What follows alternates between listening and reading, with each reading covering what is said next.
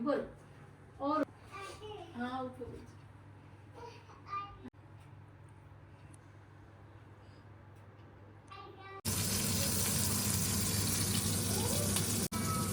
तो फेंक दे पूरे में।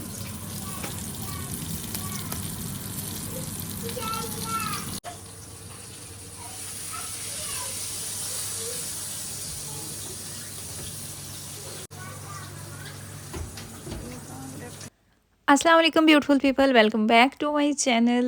लंबे अरसे के बाद आज फिर आप अपनी बहन को देखेंगे कुकिंग करते हुए। ये वाला व्लॉग आपको नज़र आने वाला है किचन में मज़े मज़े के खाने बनाते हुए। आज आप मुझे देखेंगे। आज रिसेंटली मैंने लगाई है स्टोरी अपने इंस्टाग्राम पे। मुझे एक पोस्ट नज़र आई जो कि मुझे बहुत अच्छी लगी कि मैसी घर शो करता है कि इस घर में खुश बच्चे रहते हैं, और मैसी किचन शो करता है कि इस घर में मज़ेदार घर का बना हुआ खाना बनता है। अभी अपने किचन को मैसी देख के मुझे वही चीज़ याद आ गई। हमारे घर में आ रहे हैं मेहमान, और यहाँ पे बस वही तैयारी लगी हुई है मेहमानों की। मेहमान एक दिन पहले ही हमारे घर में आ चुके थे, लेकिन मेरे पास टाइम नहीं था। उस दिन एक बड़ा मिसहैप हो गया था, बाहर थी मैं, 2-3 अपॉइंटमेंट्स थी, मेहमानों के आने का भी टाइम हो रहा था, तो आते आते काफ़ी टाइम लगा। और फिर आके मैंने जल्दी जल्दी से जो बेसिक सा खाना है वो बनाया, कोई वीडियो वगैरह कुछ भी नहीं शूट कर पाई। तो ये नेक्स्ट मॉर्निंग है। यहाँ पे मैं बना रही हूँ नान का आटा गूंद रही हूँ। 1 kg मैदा लिया, 1 पैकिंग ड्राई ईस्ट की मैंने उसके अंदर डाली, नमक डाला, कलौंजी डाली, इसके अलावा दही डाली, नीम गर्म दूध के साथ अब आटे को गूंद लेंगे। आपने इसको ना तो ज़्यादा सख्त रखना है और ना ही ज़्यादा आपने इसको ढीला कर देना है, लेकिन अगर थोड़ा सा ढीला होगा ना तो वो बेस्ट रहेगा, उससे आपके नान बहुत अच्छे बन जाते हैं। इसके अलावा मुझे मीठा बनाना था। मैंने सोचा कि पहले नान जो है ना, इसको मैं आटा जो है वो गूंद के रख लूँ, तो उसके बाद फिर मैं मीठा बनाऊंगी। इतनी ठंड हो चुकी है ना, मीठा अगर आप कुछ बनाते हैं उसको थोड़ी देर बालकनी में रखें तो वैसे ही वो ठंडा हो जाता है, और उसके बाद आप उसको फ्रिज में रखते हैं। आटा हमारा यहाँ पे तकरीबन तैयार हो चुका है। तकरीबन मेरे ख्याल से कोई 10 मिनट के लिए मैंने इसको गूंदा था। ये गूंदते हुए बहुत टाइम लगता है, अगर आप हाथ से गूंद रहे हैं तो यकीन करें, मैं तो जब से ये मशीन लिया मेरी तो ज़िंदगी आसान हो गई है। इसका सबसे बड़ा जो मुझे फ़ायदा लगता है ना, सबसे बड़ा वो ये लगता है कि अगर मैं केक बना रही हूँ, आटा गूंद रही हूँ, तो इसके साथ साथ मैं और बहुत सारे अपने साथ काम देख सकती हूँ। इसने मेरे टाइम की बचत किया, जो मुझे सबसे पॉजिटिव चीज़ लगती है इस मशीन को ख़रीदने के बाद।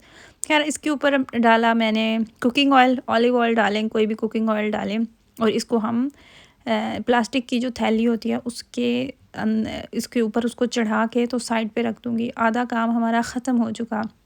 अब यहाँ पे बारी आ जाती है मीठे की। ये अर्ली मॉर्निंग थी, मेरे पास यहाँ पे टाइम था, मैं बना रही थी कस्टर्ड ट्राइफल। इस तरह के जो मीठे होते हैं ना, इनकी बहुत टाइम लगता है। छोटे छोटे फ्रूट काटो, ये करो वो करो, चुन्ने मुन्ने काम इतने होते हैं ना जो आप जल्दी में नहीं कर सकते। मेरे पास टाइम था तो मैंने सोचा कि मैं ये वाला बनाती हूँ। कस्टर्ड मुझे वैसे भी बहुत पसंद है मीठे में। एनीवे, साथ में मैं चिकन रोस्ट करने वाली हूँ।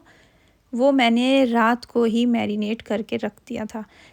पूरी रात वो मैरिनेट रहा है, तो उसकी जो मैरिनेशन है वो उसमें बहुत अच्छे से रच बस गई है। मैं आपको रफली बता देती हूँ कि मैंने क्या क्या उसमें मसाले डाले। अच्छा, मैं आप लोगों को एक और अंदाज़ा बताती हूँ, इनकेस अगर किसी को इस चीज़ में मुश्किल होती है तो घर में जितने भी मेहमान आ रहे हैं ना, आपको अंदाज़ा नहीं हो रहा कि आप कितना चिकन बनाएं। कभी वो कम हो जाता है, कभी वो ज़्यादा हो जाता है।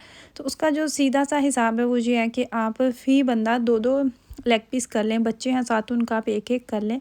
फ़ी बंदा 2-2 कर लें। इसके अलावा 2-3 आप ऊपर एक्स्ट्रा रख दें, तो इससे भी आपका काफ़ी आपको अंदाज़ा हो जाता है। और डिपेंड करता है कि साथ में खाने में और भी कुछ है या सिर्फ रोस्ट ही है। मैं साथ में नान भी बना रही थी, कबाब भी मुझे बनाने थे, तो मैंने भी फिर उस अंदाज़े से, मतलब उस हिसाब से चिकन जो है उसको मैरिनेट करके रख लिया। नमक उसके अंदर डाला, पहले सिरके में उसको भिगो के रखा, लेमन डाला, योगर्ट डाली, काली मिर्चें डाली, और मेरे पास जो रोस्ट मसाला था वो मैंने डाला। उसके अलावा आप उसमें येलो फूड कलर भी ऐड कर सकते हैं, चाहे तो रेड करें चाहे तो येलो करें। सिंपल सी मैरिनेशन होती है। जितना ज़्यादा आप उसको टाइम देंगे उतनी ज़्यादा मैरिनेशन आपकी अच्छी होगी, वरना कम से कम 2 से 3 घंटे तो आपने मस्ट रखना होता है। अगर आपके पास काला नमक है थोड़ा सा वो भी डाल लें, लेकिन कोशिश करें कि नमक कम ना हो। कम हो तो वो फीका फीका लगता है और वो फिर खाने को दिल भी नहीं चाह रहा होता। खैर, मैंने यहाँ पे इसके अंदर डाला था केला भी, सेब भी, उनको मैंने बारीक बारीक पहले ही काट करके रख लिया हुआ था। ट्राइफल मुझे लगता है कि जब आप बना रहे होते हैं ना, तो कस्टर्ड जब आपका गरम गरम होता है तब उसको सेट करें। गरम गरम आप उसको में फल भी ऐड कर देते हैं, उसको डाल देते हैं, तो बर्तन में वो उसी शेप में चला जाता है। अगर ठंडा हो जाए ना, तो फिर वो उस तरीके से सेट नहीं हो पाता। इसके अलावा मैंने बटर केक्स बिस्किट्स, जो बटर बिस्किट्स होते हैं, वो उसकी लेयरिंग की है इसके अंदर। फिर इसके ऊपर भी वो डाली। ऊपर आपके जितने मर्ज़ी हैं ड्राई फ्रूट्स आप डाल दें। अगर आपके पास कोक टिन है जिसमें मिक्स फ्रूट्स होते हैं, वो भी आप डाल सकते हैं, मर्ज़ी की बात है, जितना चाहे गुड़ डाल लें। इसके अलावा मैंने इसके अंदर कंडेंस्ड मिल्क भी डाला था ताकि इसका जायका और अच्छा आ जाए।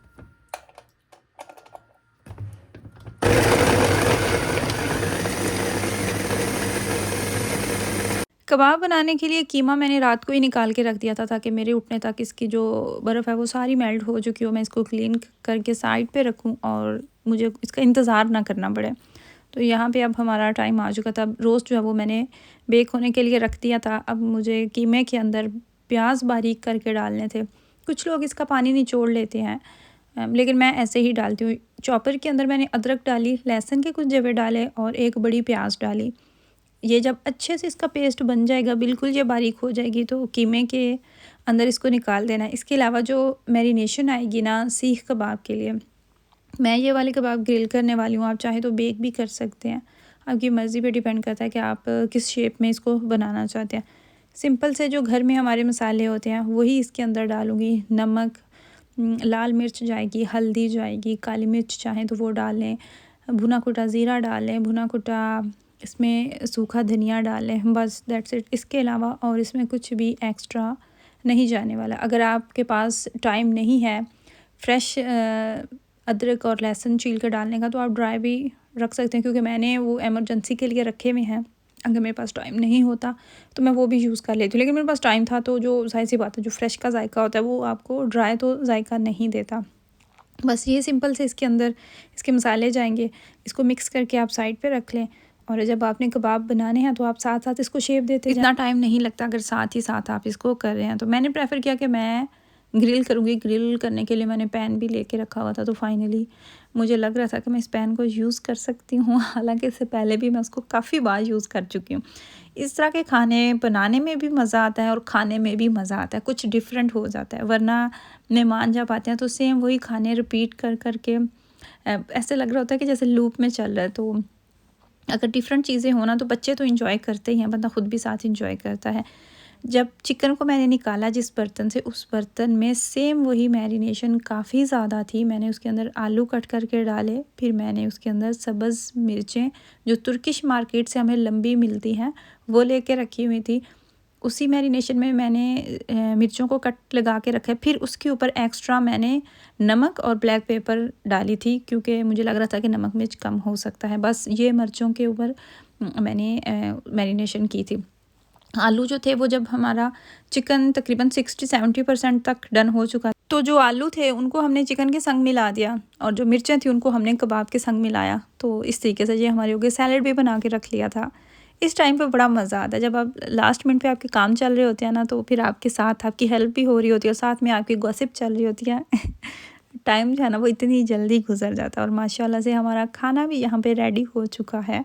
ये वाली जो आपको ग्रीन कलर की चटनी नज़र आ रही है ना, ये ना तो बहुत तेज़ है और ऐसा भी नहीं कह सकते कि ये बिल्कुल ही तेज़ नहीं है। ये तुर्किश मार्केट से मैं लेके आई थी और बहुत अच्छा इसका भी टेस्ट है। साथ में पुदीना जितना था हमारी बालकनी में वो हमने उतार के तो उसकी फ़्रेश चटनी भी बना ली, और मज़ेदार सा हमारा खाना जो है ना वो रेडी हो चुका। साथ में थोड़े से ज़ावियार के लिए राइस थे, क्योंकि जो चीज़ सामने होती है वो बच्चों को नहीं चाहिए होती है, जो नहीं होती वो उनको चाहिए होती है। दुआओं में याद रखिएगा। अल्लाह हाफ़िज़।